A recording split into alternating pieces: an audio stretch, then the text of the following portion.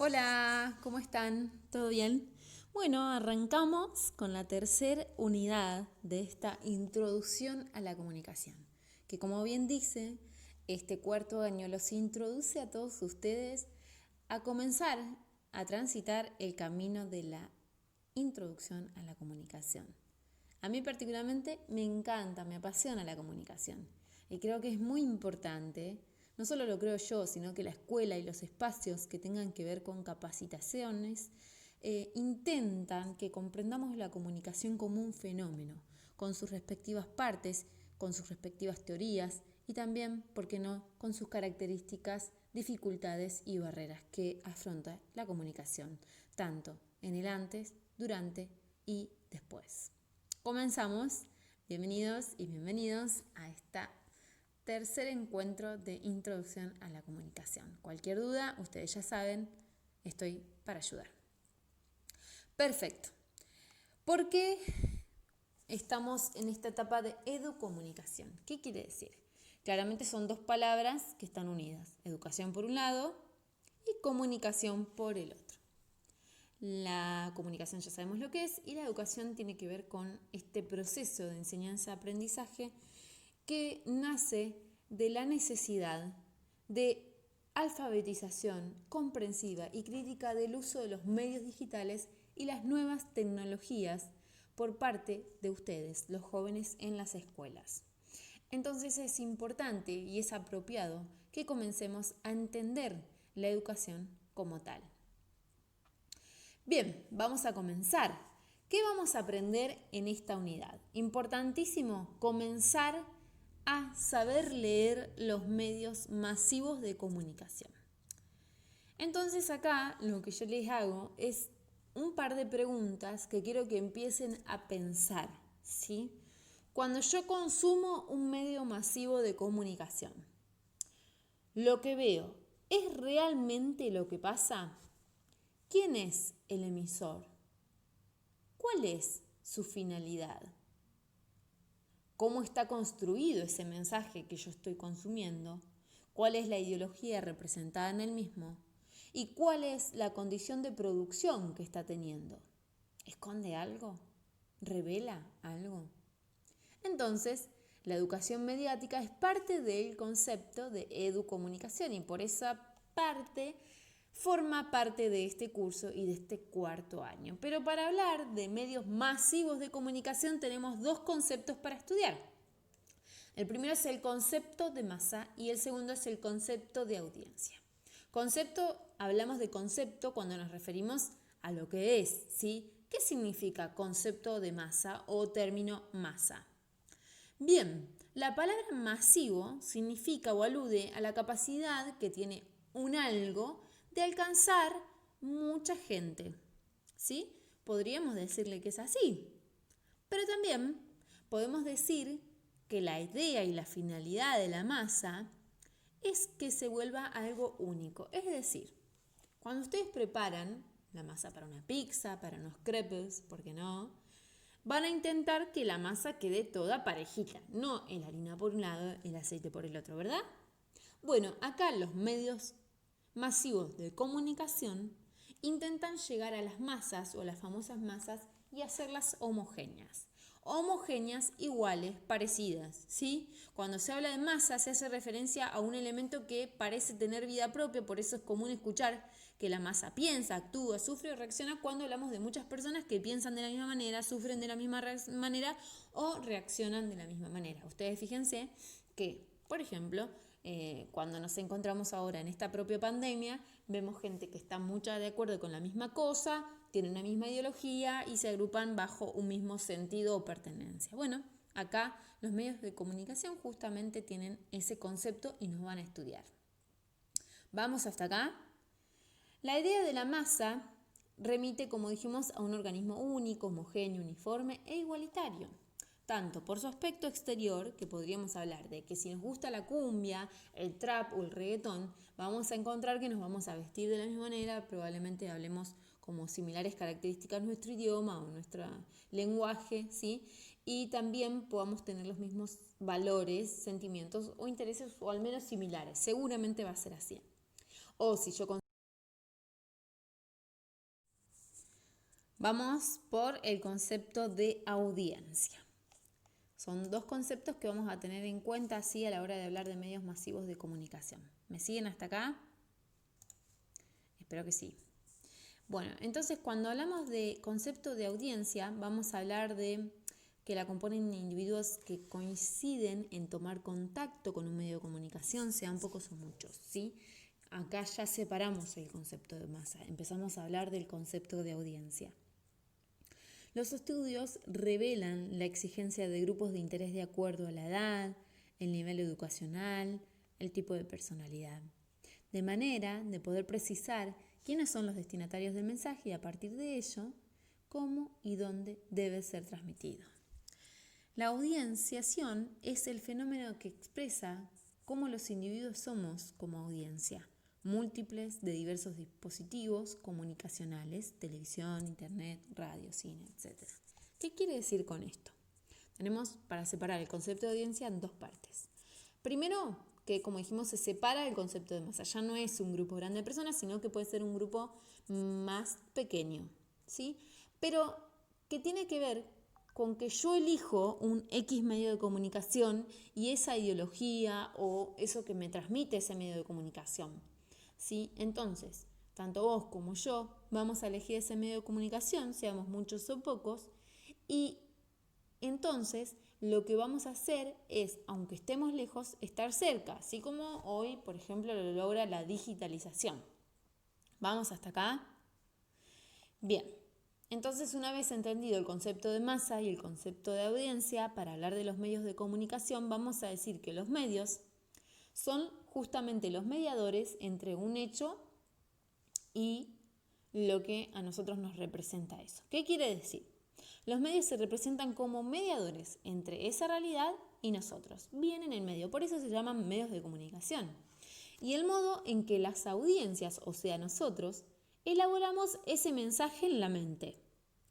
En ese análisis no debe perderse de vista que la representación de la realidad que hacen los medios es un recorte, lo cual significa exclusiones e inclusiones que son afectadas por los mismos medios a la hora de determinar qué cosas se transmiten a las audiencias, a nosotros, ¿sí?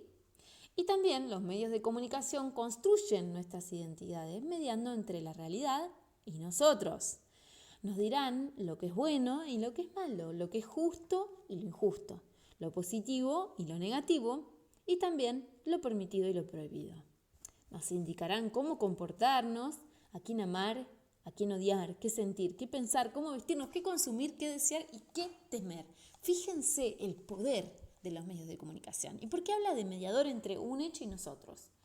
Porque vamos a suponer que nosotros, vos ves un accidente, yo veo el mismo, pero yo en mi medio de comunicación lo voy a contar de una manera y quizás voy a excluir ciertos detalles. Y vos lo vas a comunicar de una manera y vas a incluir otros mensajes, otros detalles.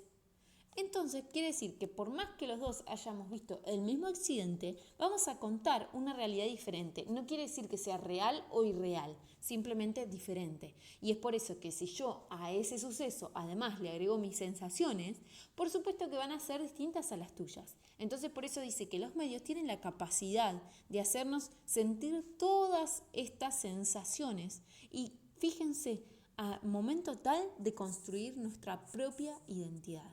Increíble, ¿no? Por supuesto que para llegar a vos, los medios masivos de comunicación van a aplicar estrategias, lo que vamos a llamar estrategias de manipulación mediática. Es fuerte, sí, porque todo lo que signifique manipulación significa que están haciendo con nosotros, o al menos intentan hacer lo que pueden y quieren y sienten, ¿sí?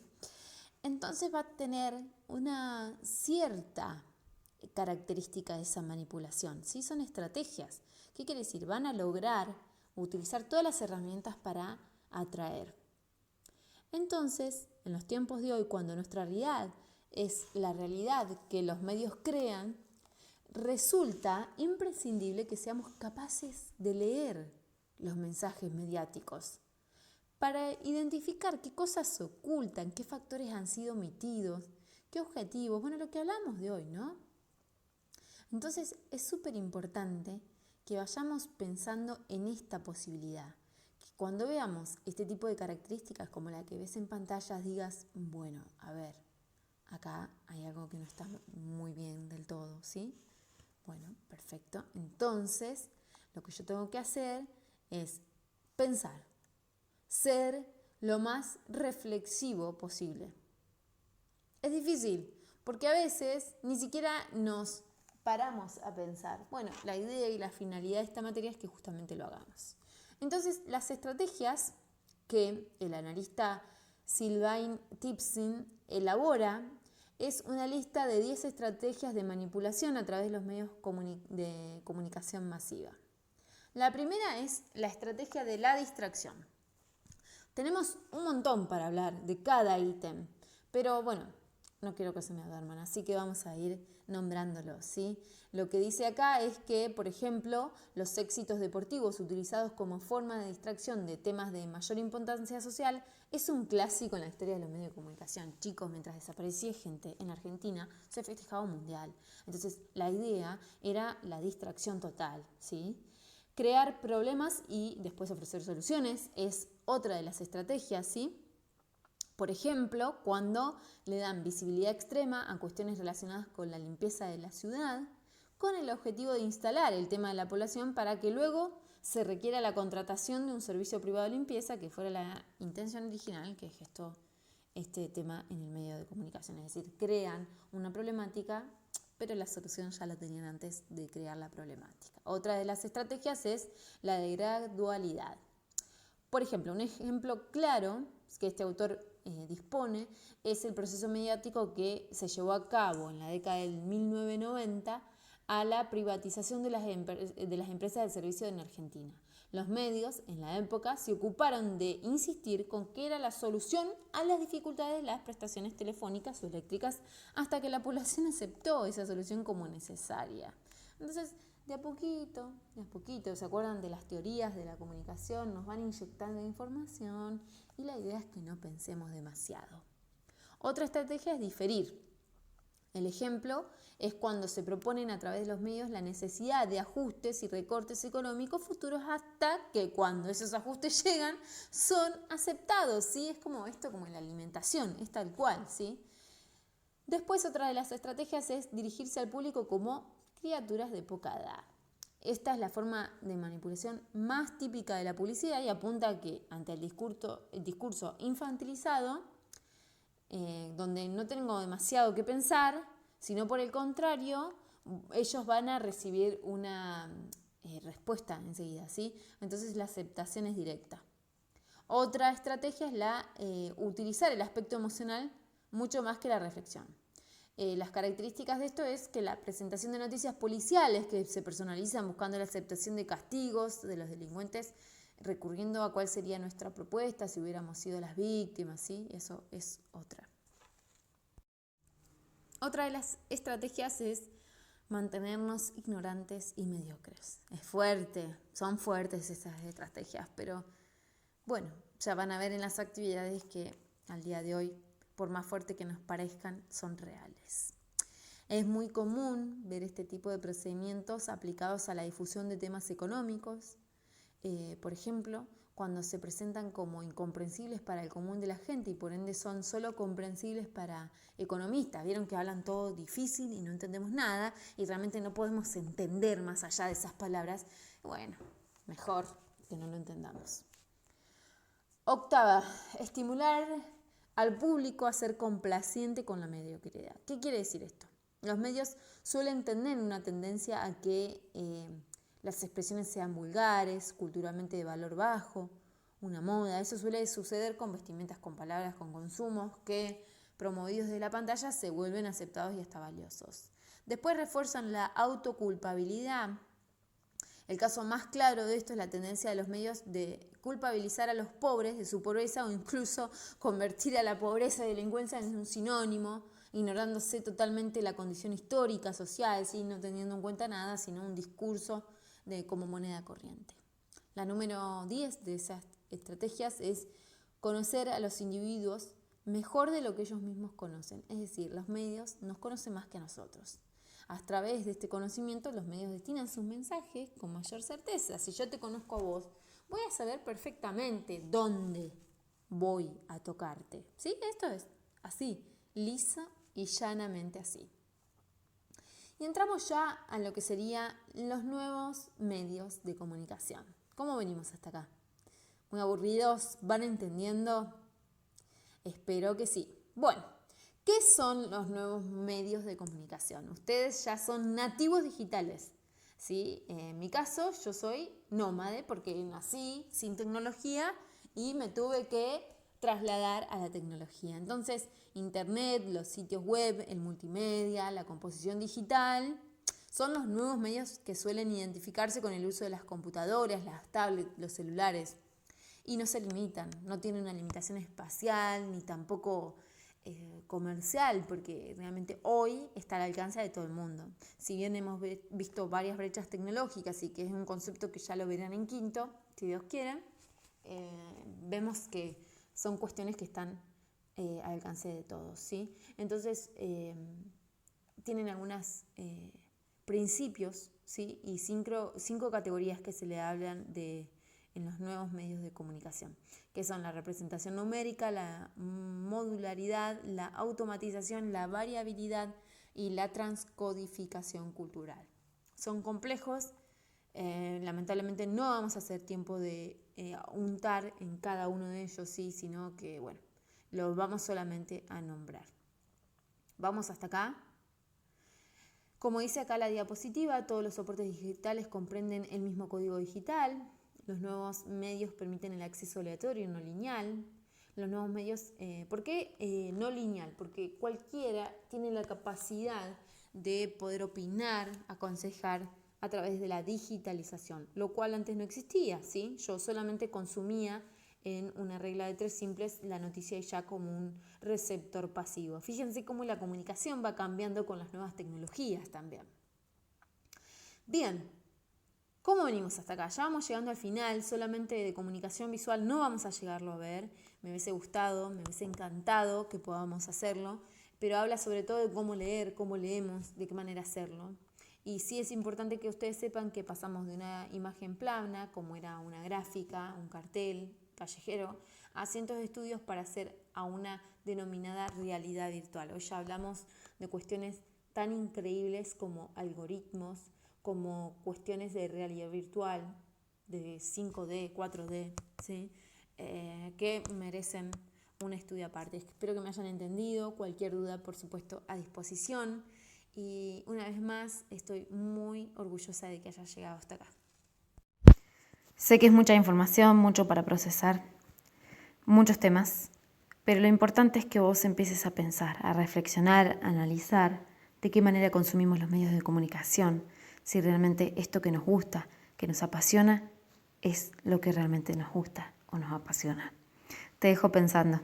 Nos vemos.